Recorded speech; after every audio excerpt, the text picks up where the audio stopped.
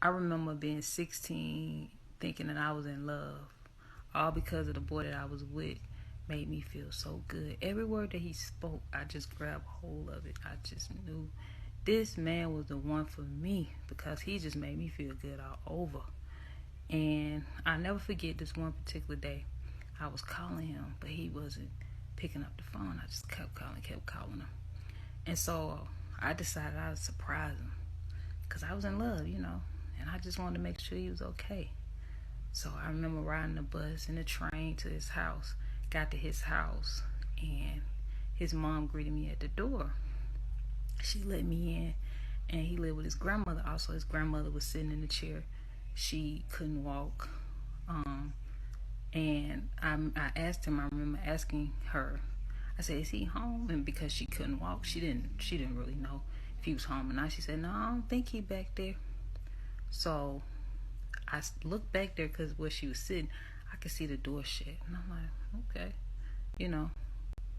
And I remember talking to her. She was like, "You love my grandson? You like that little boy?" She said, "Let me tell you something, sweetie. That same feeling he giving you, you can give it to yourself. God gave you 10 fingers." And I was like, you know. But, she was trying to, in other words, she was trying to tell me what you think you feeling, it ain't love. It's lust. But I thought it was love because how he made me feel. So I was so worried, was he back there? I kept looking back there, at that door. And I told her, I said, I gotta go use the restroom. So I act like I was going to use the restroom. Open up the door. Guess who was in the bed with another woman?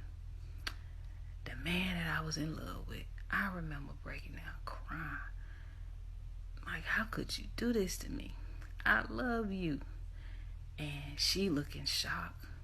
And we both looking shocked. And he told me to shut his door. And I remember leaving out, and I had to play it off because I wasn't even supposed to be back there. I was supposed to be going to the bathroom. But I came back out, and she was like, "You okay?" And I said, "Yeah, I'm fine." And I remember going in the living room and just sitting on the couch crying. I cried. And then eventually I got up and I left.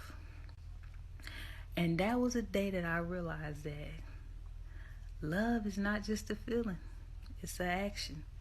It don't matter how much somebody tell you they love you, how good they make you feel in the bed.